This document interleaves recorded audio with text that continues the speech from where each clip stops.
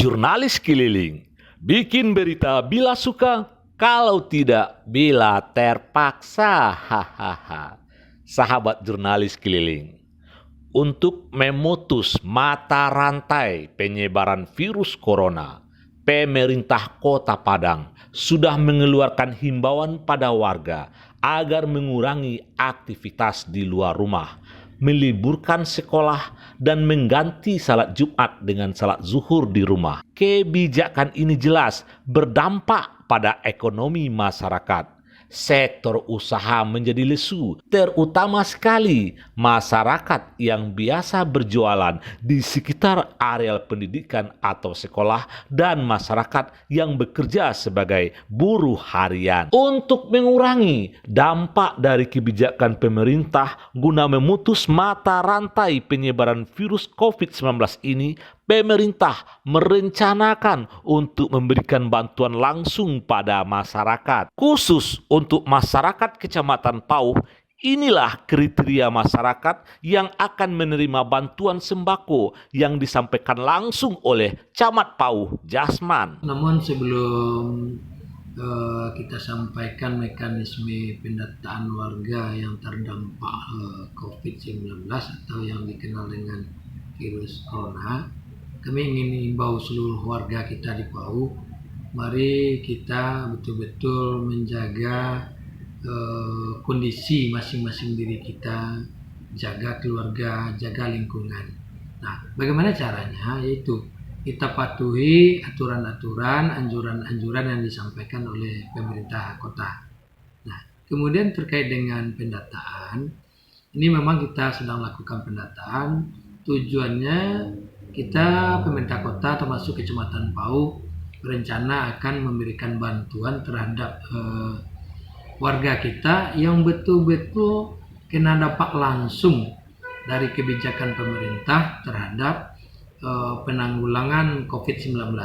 Nah, yang pertama kebijakan pemerintah kota adalah meliburkan atau memindahkan proses belajar mengajar dari sekolah ke rumah. Nah, ini yang terdampak tentunya ibu-ibu kita atau abang-abang yang tadinya berjualan di sekitar sekolah, sekarang dengan liburnya anak sekolah tentu ekonomi mereka langsung nol. Nah, juga mungkin ibu-ibu kita yang bikin kue, bikin es, nah kemudian dijual dan dititip di warung-warung di sekitar sekolah. Nah, ini yang terdampak. Kemudian kebijakan kedua dari Pemko mengalihkan salat Jumat ke rumah diganti dengan salat zuhur. Nah, kalau memang ada warga kita yang terdampak, misalnya jualan di sekitar masjid, misalnya, nah ini yang menjadi prioritas utama. Nah, itu yang satu. Yang kedua, kenapa sekarang mungkin di tengah-tengah masyarakat bertanya-tanya apakah saya dapat atau tidak. Nah, wajar karena memang kalau kita lihat dari sisi perkembangan ekonomi kita, ekonomi masyarakat, semuanya wajar kita bantu. Tetapi tentu ada skala prioritas. Nah, yang pertama adalah warga kita dan sanak kita yang sudah masuk dalam data BDT, basis data terpadu, sekarang disebut dengan data DTKS. Nah, insya Allah semua ini sudah dapat. Kemudian ada sanak kita, warga kita yang UMKM. Ini juga didata melalui Dinas Koperasi dan UKM. Nah, selebihnya ada data warga yang disampaikan oleh Pak RT. Nah, kita berilustrasi misalnya data yang warga yang mendapatkan BDT, mendapatkan bantuan, anggap 10 KK. Kemudian UMKM 10 KK. Ini yang ada di RT ya, masing-masing RT ya. Nah, kemudian Pak RT juga memasukkan data 15 KK. Sudah menjadi 35. 10 UMKM, 10 DTKS, dan 15 data dari Pak RT. 35 kali 5 jiwa maksimal.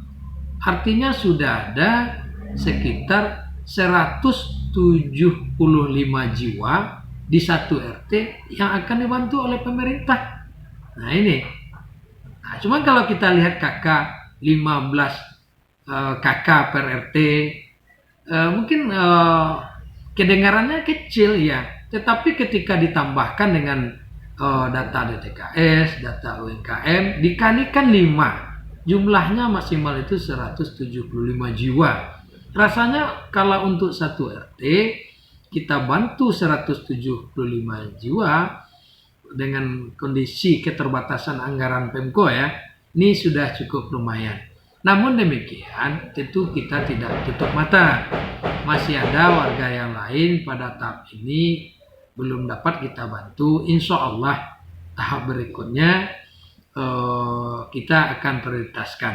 Itu satu. Yang kedua, ada peluang kita nanti, mana tahu ketika data ini kita kalikan 5 jiwa maksimal, saya yakin ada kakak-kakak yang jumlah jiwanya di bawah 5. Nah, ini barangkali bisa nanti kita distribusikan kepada kakak lain yang menjadi prioritas kedua. Nah, ini harapan kami kepada Pak Lurah, Bapak RW, Pak LPM, Pak RT. Mari kita jelaskan kondisi ini kepada seluruh warga kita, bahwa sebetulnya rencana bantuan yang akan kita berikan ini hampir 175 jiwa per RT. Ini lumayan banyak ini. Harapan kami sekali lagi bersama-sama kita memberi penjelasan kepada warga bahwa ada 3 kategori data. 1 DTKS atau data BRT, 1 data UMKM. Nah, yang 15 itu dari data Pak RT masing-masing. Nah, kalau kita jumlah sudah lumayan banyak.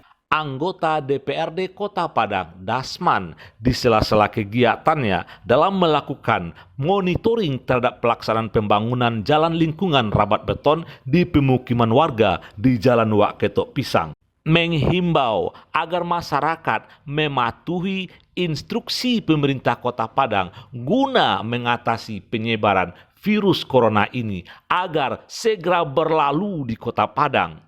Khusus tentang bantuan sembako langsung yang akan diberikan pada masyarakat yang kena dampak, Dasman menyampaikan bahwa sebenarnya semua warga adalah korban dampak dari kebijakan Pemko untuk mengatasi penyebaran virus corona ini.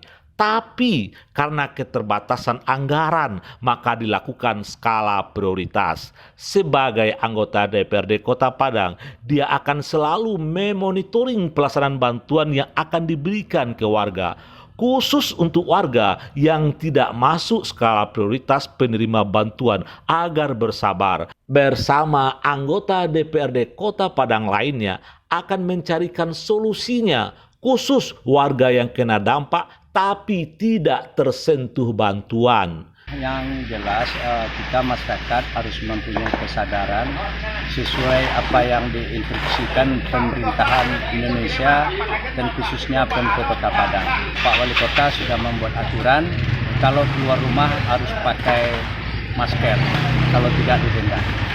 Semoga masyarakat mendukung apa yang disampaikan oleh pemerintahan Pemko Kota Padang. Dan kita secara pribadi dan juga seorang anggota DPRD, mari kita bekerja sama untuk memutus tali rantai COVID Corona 19. Kita rapat dengan camat lebih kurang 1 bulan yang lalu. Kalau kita sudah menekankan kepada tim yang turun ke lapangan dan juga sudah instruksikan kepada seluruh lurah yang ada di Kecamatan Pauh, betul-betul ini dikawal dengan baik dan adil. Artinya betul-betul masyarakat yang bisa mendapatkan karena kena musibah COVID-19, contoh yang diutamakan masyarakat yang tidak mampu. Dan juga tidak dibenarkan PNS, TNI, dan Polri. Dan kita yakin pemerintahan Pemko Kota Padang dan juga beserta Camat Pauh dan tokoh masyarakat Pauh akan mencari jalan keluarnya supaya bantuan ini bisa dinikmati oleh masyarakat yang sangat membutuhkan karena COVID Corona 19. Khusus untuk masyarakat Kecamatan Pauh PRT supaya bersabar dan kita akan berusaha akan mengadakan pertemuan nanti kita gagaskan pertemuan nanti dengan camat lagi, bagaimana nanti masyarakat yang tidak dapat ini supaya bersabar dulu, dan nanti kita atas nama pemerintahan PAUD dan Pemko Kota Padang akan mencari jalan keluarnya supaya betul-betul bantuan ini merata untuk masyarakat kita. Demikian kabar jurnalis keliling. Bikin berita bila suka, kalau tidak bila terpaksa. Hahaha.